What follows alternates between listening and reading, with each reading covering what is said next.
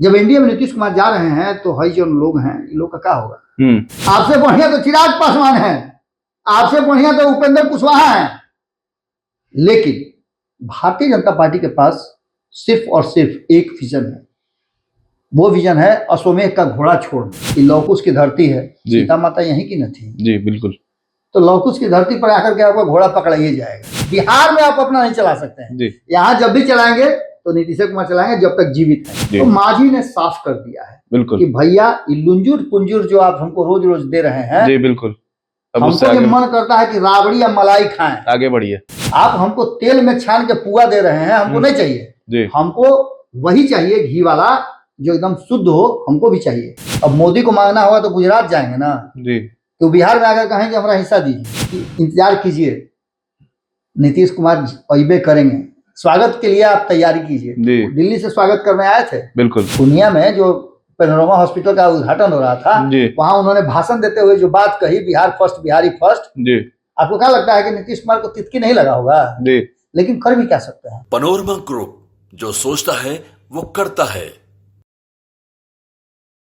नमस्कार, आप देख रहे हैं भारत लाइव। एक बार फिर से हम लोग हाजिर हैं बिहार के तमाम सियासी उलटफेरों को लेकर के, बिहार में जो गहमा-गहमियां चल रही हैं तमाम सियासी पार्टियों को लेकर के, और जो पेच फंस रहे हैं आने वाले फ्लोर टेस्ट को लेकर के, उन तमाम मामलों को लेकर के एक बार फिर से हम लोग हाजिर हैं। आपको बता दें कि मांझी और चिराग पासवान को लेकर के बड़ा कयास लगाया जा रहा है। कहा यह जा रहा है कि ये दोनों जो है एनडीए के लिए हलक में हड्डी की तरह साबित हो सकते हैं। ये दोनों कहीं ना कहीं एनडीए के लिए पेच फंसा सकते हैं, और मामला जो है वो काफी आगे बढ़ गया है। आपने देखा है कि हम लोगों ने कई खबर ऐसे किए हैं जिसमें साफ साफ जाहिर होता है कि जीतन राम मांझी मौजूदा एनडीए की जो सरकार बनी है उससे खुश नहीं है। उनके बेटे को जो मंत्रिमंडल मिला है उससे काफी नाराज है, और काफी बयान ऐसे दे रहे हैं जिससे ये साबित हो रहा है कि उनको एक और मंत्रिमंडल चाहिए, नहीं तो वो काफी परेशान और दुखी होंगे, तकलीफ दे रहेगा उनके लिए।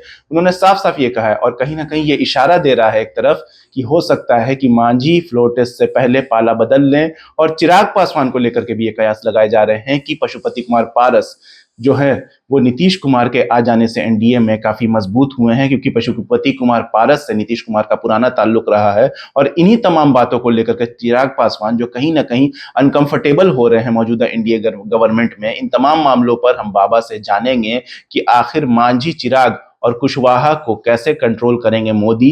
नीतीश कुमार को दिल्ली बुला लिया है नरेंद्र मोदी ने।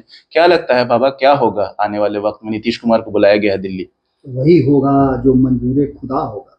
वाह, सिंपल सी बात है। हमारे यहाँ वो बात कहा जाता है भोजपुरी में जी, कि ढेर हाथी से हौसरस मत करो जी।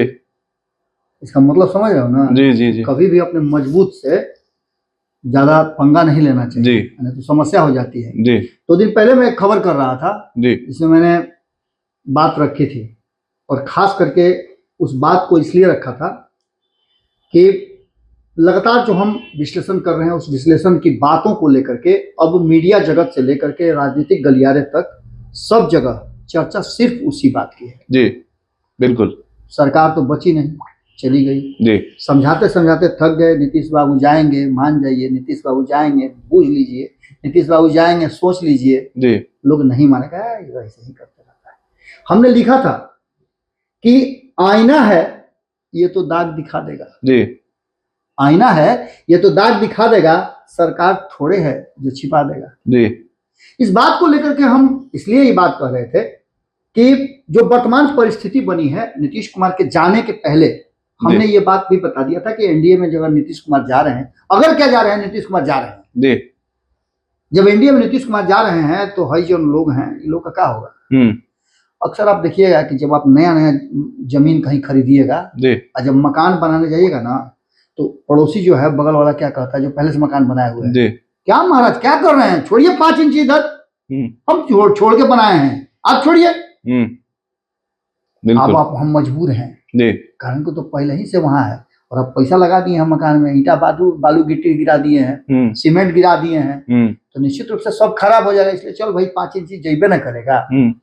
आज जो वर्तमान परिस्थिति बनी है उसमें चाहे जितना भी हम कर लें, लेकिन नीतीश कुमार के आने से जो परेशानी महागठबंधन या INDIA गठबंधन था, बिल्कुल वही परेशानी इधर घूम कर चला आया जी, उनके साथ साथ।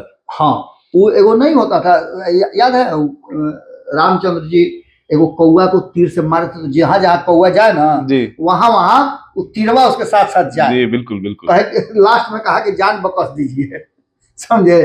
तो वही स्थिति है, नीतीश कुमार जहां जहां जा रहे हैं ना वहां समस्या लेकर के जा रहे हैं। और ये समस्या नहीं है, ये नीतीश कुमार का राजनीतिक कहा जाए तो स्ट्रेटजी है।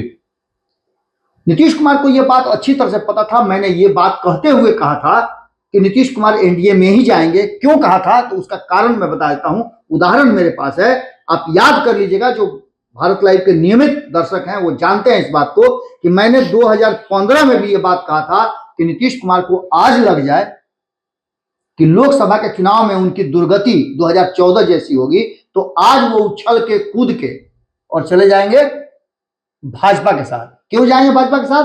दो कारण से। पहला कारण कि भाजपा के बड़े भैया बन जाएंगे, उसके पास 53 गो, इनके पास 71 गो है। और यहां रहते रहते क्या होगा कि यहाँ बड़ा भाई लालू को मानना है।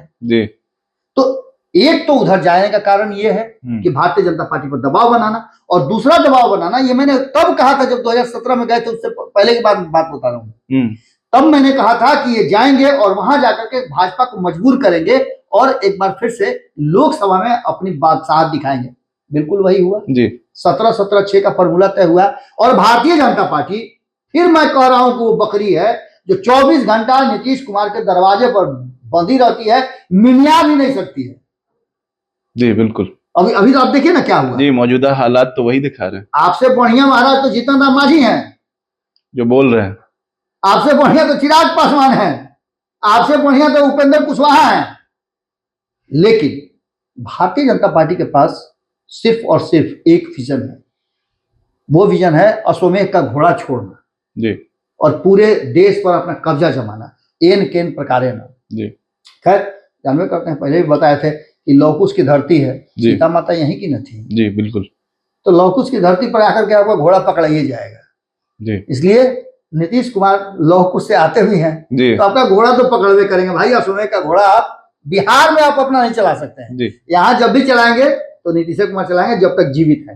खैर इस बात से आगे हम बढ़ते हैं। आज जो हम विषय आप जानना चाहते हैं मुझसे खास करके जानना चाहते हैं कि चिराग पासवान का क्या होगा, उपेंद्र कुशवाहा का क्या होगा, जीतन राम मांझी का क्या होगा। तो मांझी ने साफ कर दिया है बिल्कुल कि भैया लुंजुर पुंजुर जो आप हमको रोज रोज दे रहे हैं जी बिल्कुल, हमको ये मन करता है कि राबड़ी या मलाई खाएं, आगे बढ़िए।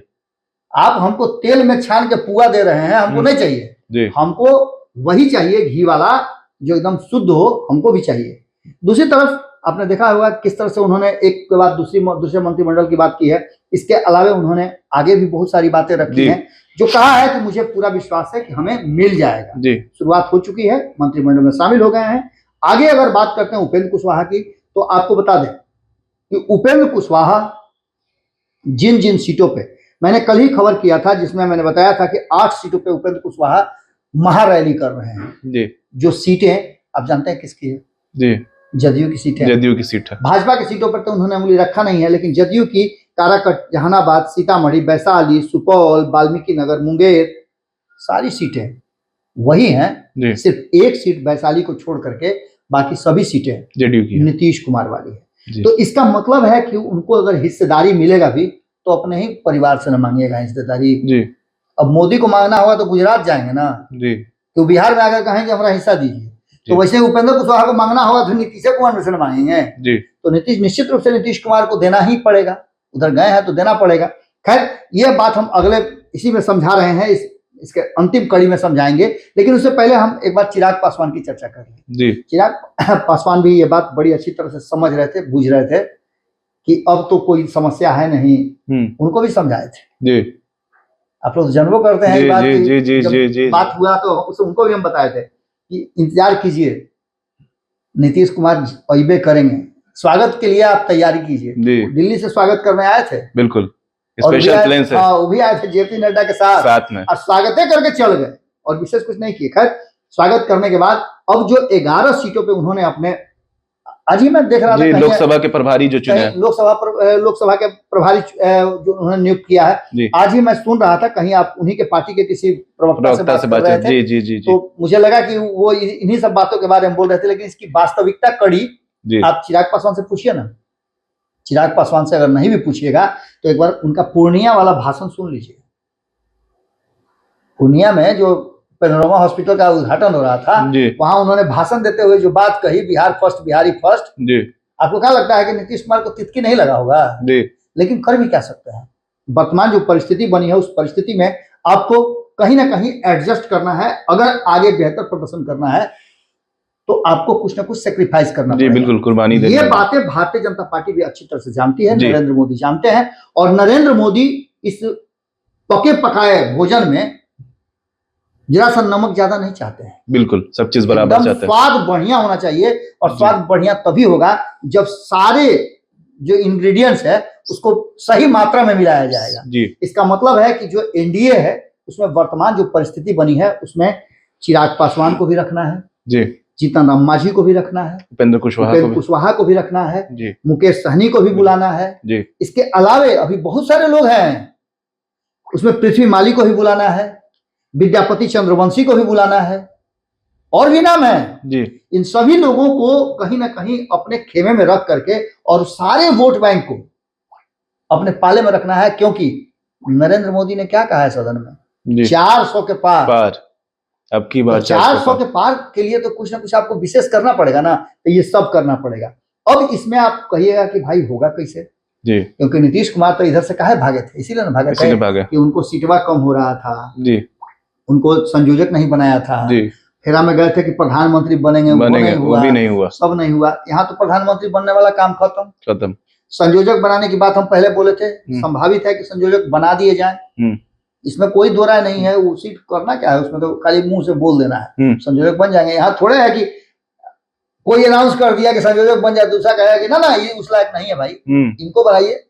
वहां तो एक बार खाली अमित शाह बोल दिए आज से नीतीश जी संयोजक, तो चिट्ठियों निकालने की जरूरत नहीं है, कुर्सी उनको पहले ही से उनके संगे संगे कुर्सी घूमने लगे। ऐसे भी नीतीश कुमार कुर्सी में कटहर, ऐसे भी सम्राट चौधरी का बयान आया है कि हम लोग जो लोकसभा और विधानसभा का चुनाव है वो नीतीश कुमार के ही सरपरस्ती में लड़ेंगे। हाँ, वो तो कह चुके हैं, वो हम समझ रहे हैं कहा लड़ेंगे, वो तो 2024 का चुनाव हुआ, खाली हो जाने दीजिए जी। हम नीतीश जी की भाषा में बोल रहे हैं जी, तो खाली 2024 का चुनाव हुआ होने दीजिए ना, उसके बाद देखिए क्या होता है। सबसे बड़ी बात जो मैं अब कहने जा रहा हूं, जिसकी मैं चर्चा कर रहा था, आप जो जानना चाह रहे थे कि आखिर होगा क्या, और आपने ये सवाल भी पूछा था कि मोदी ने नीतीश कुमार को दिल्ली क्यों बुलाया। नीतीश कुमार को नरेंद्र मोदी ने दिल्ली इसलिए बुलाया है कि आप बहुत दिन तक 17 सांसदों के साथ 5 साल तक आप ऐश कर लिए, बदले में मिला क्या आपको, तो ना एगो आप मंत्री रहने दिए मेरे मंत्रिमंडल में, ना आपका सांसद मेरे साथ व्यवहार बढ़िया किया जी, बीच में उठ के 17 गो था 16 गो था लेकर के उधर भाग गए, कभी इधर चले आते हैं। इससे अच्छा है कि सांसदी के फेरा में कहाँ पड़े हुए हैं, बिहार देखिए न रहे हैं, दे दीजिए सीटवा कुछ ही लोग। आप ये बात मान के चलिए कि नीतीश कुमार की वो 16 सीटें जो है या फिर 17 सीटें जो उनको मिली थी 2019 में, उन्हीं सीटों में से ये सारे लोगों को एडजस्टमेंट किया जाएगा, और भारतीय जनता पार्टी इस बार 20 से ज्यादा सीटों पे चुनाव लड़ेगी। ये बात आप पूरी तरह से गांठ बांध कर रख लीजिए। अगर आपके पास कलम है और कागज है तो लिख लीजिए कि 2024 के चुनाव में नीतीश कुमार 17 सीट पे चुनाव नहीं लड़ने जा रहे हैं, और भाजपा 20 सीट से कम में चुनाव नहीं लड़ने जा रही है। इसको लिख करके पॉकेट में डाल लीजिए, बटन बंद कर लीजिए, यही होना है। इसीलिए नरेंद्र मोदी ने नीतीश कुमार को बुलाया है। जब ऊंट पहाड़ के नीचे जाता है ना, तो उसको अपने ऊंचाई का एहसास होने लगता है, बस यही बात। जैसा कि आपने तमाम बातों पे बाबा का जो डिस्क्रिप्शन था, जो इन्होंने एक्सप्लेनेशन किया है, आप लोगों ने देखा कि तमाम बातों को बाबा ने बताया है कि इस बार जेडीयू जो है वो 17 सीटों पे चुनाव नहीं लड़ेगी और बीजेपी 20 सीटों से कम पर चुनाव नहीं लड़ेगी। तमाम जो उसके साथी हैं, जो लोग एनडीए में शामिल हैं, उन लोगों को एडजस्टमेंट तो देना ही पड़ेगा, कहीं ना कहीं उनको सीटें बिल्कुल चाहिए, तभी वो लोग एनडीए के साथ हैं। और तमाम बातें और तमाम इशारे जो कर रहे हैं वो यही कर रहे हैं कि एनडीए चाहती है कि अपने तमाम जो साथी दल हैं उन लोगों को एक साथ रखे, ताकि इंडिया गठबंधन, जो कि नाम ही के तौर पे दिख रहा है, उसको हराए। और नरेंद्र मोदी ने अब जो नारा दिया है, इस बार जो नारा दिया है अब की बार 400 पार, उसको मुकम्मल कर सके, उसको पूरा कर सके, क्योंकि एनडीए का यही मकसद है आने वाले चुनाव को मद्देनजर रखते हुए कि इस बार 400 पार सीटें लाने हैं और विपक्ष को, अपोजिशन को कहीं ना कहीं उनका खात्मा करना है, उनका वजूद मिटाना है। क्योंकि एनडीए ने तमाम जो अपने साथी हैं उनको इकट्ठा किया है, एक टेबल पे लाया है, नीतीश कुमार को, चिराग पासवान को, जीतन राम मांझी को, उपेंद्र कुशवाहा को, और जैसा कि बाबा ने कहा कि कई लोग और हैं जो कि बाकी बचे हुए हैं। लेकिन चुनाव से पहले वो लोग भी एक जगह एनडीए में शामिल हो जाएंगे और सब साथ मिल करके आने वाला चुनाव लड़ेंगे। अब देखना यह है कि आने वाला वक्त क्या बताता है और क्या होता है बिहार की सियासत में। ऐसी तमाम अपडेट्स के लिए देखते रहिए भारत लाइव। शुक्रिया। पनोरमा ग्रुप, जो सोचता है वो करता है। अगर ये वीडियो पसंद आई और वह बिहार के राजनीति और बिहारियत से सरोकार रखेनी तो सब्सक्राइब बटन दबा के चैनल के सब्सक्राइब कर ली। ओजे एगो घंटी बा, ओकरा बटन दबा देला से कुल सटीक और मारक खबर रुआ मुफ्त में मिल जाई। अगर रुआ पत्रकारिता के हमनी के नया प्रयोग में सहयोग कर चाहतानी तो ज्वाइन बटन दबा दी। पेटीएम नंबर नोट कर ली 9386816700। धन्यवाद।